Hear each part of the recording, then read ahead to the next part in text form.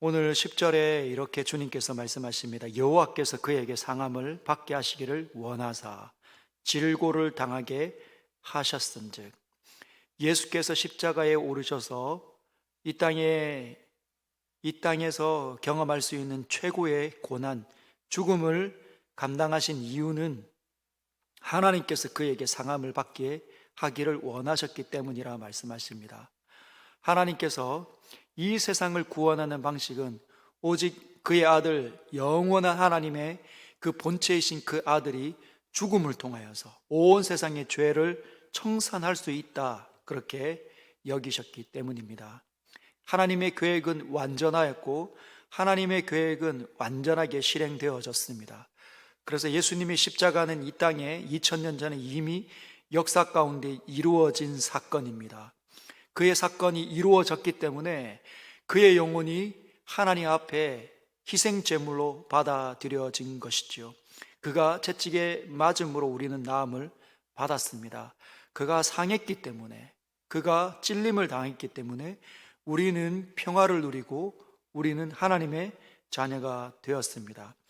오늘 본문의 10절에 보면 그의 영혼을 속건제물로 드리기에 이르면 그가 씨를 보게 되며 그의 날을 기를 것이요 또 그의 손으로 여호와께서 기뻐하시는 뜻을 성취하리로다. 속건제물로 드려진다. 이 세상에 있는 모든 것들을 거룩하게 하는 것, 하나님께서 하고자 하는 그 성물이 있다면, 그 물건이 더럽혀졌다면 그 물건을 하나님께 온전히 드리기 위해, 하나님과 이어지기 위해, 하나님께서 사용하는 물건이 되기 위해서 드려지는 제사가 바로 속건제입니다. 거룩하게 만든다, 정결하게 만든다. 그래서 예수님의 십자가가 그 죽음을 향하여 갔기 때문에 우리 모두는 우리 주님의 영혼과 연합되어져서 속건제물로 하나님 앞에 드려지게 된 것입니다. 그분이 속건제물로 완벽하게 희생제물이 되었기 때문에 우리는 하나님께 성물이 된 것이죠. 거룩한 자, 성도가 된 것입니다. 우리의 영혼은 회복되었고 심판은 끝이 났습니다. 하나님께서 우리를 바라보실 때 하나님의 거룩하심과 하나님의 의로우심을 우리에게서 찾아내실 수 있다는 겁니다. 그 속건제가 온전하게 이루어지게 되면 그가 씨를 보게 되며 그의 날은 길 것이요 또 그의 손으로 여호와께서 하시는 뜻을 성취하리로다. 씨를 보게 된다. 맨날에 각주에 보면 후손이라고도 번역할 수 있다, 이렇게 되어 있습니다.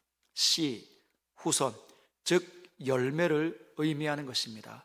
그분이 씨를 보게 될 것이다, 열매를 보게 될 것이다. 부활의 첫 열매가 되는 거죠. 우리는 그분을 통해서 우리의 영원한 이 삶을 다시 보장받았습니다.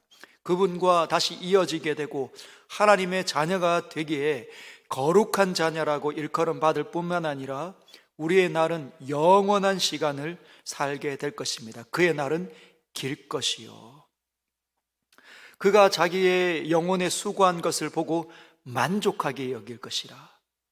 이 땅에서 경험할 수 있는 수많은 질고와 간고, 그리고 채찍과 십자가의 고난, 결국은 죽음까지 감당하셨지만 그 모든 수고가 헛되이 돌아가지 않고 만족하게 되었다 말씀하십니다. 모든 것들을 만족하셨다라고 말씀하십니다. 그러하기에 우리의 구원은 우리 스스로 구원을 한 것이 아닙니다. 우리 스스로 구원하려고 하면 이 땅에서의 남은 지구가 이 땅에 존재하는 그 모든 시간 속에서 아무리 애를 쓴다 하더라도 되지 않을 겁니다. 그러나 영원한 하나님의 아들이 오셔서 단번에 그 모든 것들을 만족하게 하고 성취하셨기 때문에 우리는 우리의 구원이 완벽하다는 것을 깨달아야 합니다. 무엇으로 깨달을 수 있습니까? 믿음으로 깨달을 수 있다는 것이죠. 예수님께서 친히 의로운 종이 되사 자기의 지식으로 많은 사람을 의롭게 하며 또 그들의 죄악을 친히 감당하셨다 11절에 되어져 있습니다. 그리고 12절에는 그가 자기 영혼을 버려 사망에 이르게 하며 범죄자 중 하나로 헤아림을 받았음이니라. 범죄자처럼 예수께서 그 사망의 길을 걸어가셨기 때문에 우리는 우리의 범죄가 이미 청산되어졌음을 깨달아야 합니다. 무엇으로 알 수 있습니까? 믿음으로 알 수 있다는 거죠. 그래서 이사야 53장 시작할 때 주님은 우리에게 늘 도전하십니다. 우리가 전한 것을 누가 믿었느냐? 내가 역사 가운데 수많은 나의 종들을 보내어서 나의 이 구원의 소식을 말하였건만 누가 나의 전한 이 소식을 들었느냐? 누가 붙잡았느냐? 주님 물으십니다. 세상은 관심이 없습니다. 예수 믿는 사람들이 관심이 있다 말하지만 결국은 자신의 삶을 관심 두는 건지 아니면 하나님 나라를 깨달은 건지 알 수가 없을 지경에 놓여져 있습니다. 여러분의 믿음은 어떻습니까? 여러분의 믿음은 정말 하나님을 바라보고 그분의 나라가 그 예수 그리스도를 통하여 이 땅에 뚫고 내려와 있음을 알고 있습니까? 그래서 붙잡고 있습니까? 붙잡은 자의 삶을 살아내시길 바랍니다. 주님을 만난 사람들의 삶은 다릅니다. 주님께서는 이렇게 말씀하셨죠. 좁은 길, 좁은 문이다. 넓은 길, 넓은 문은 많은 사람이 그리로 들어가 그 길을 걷는다.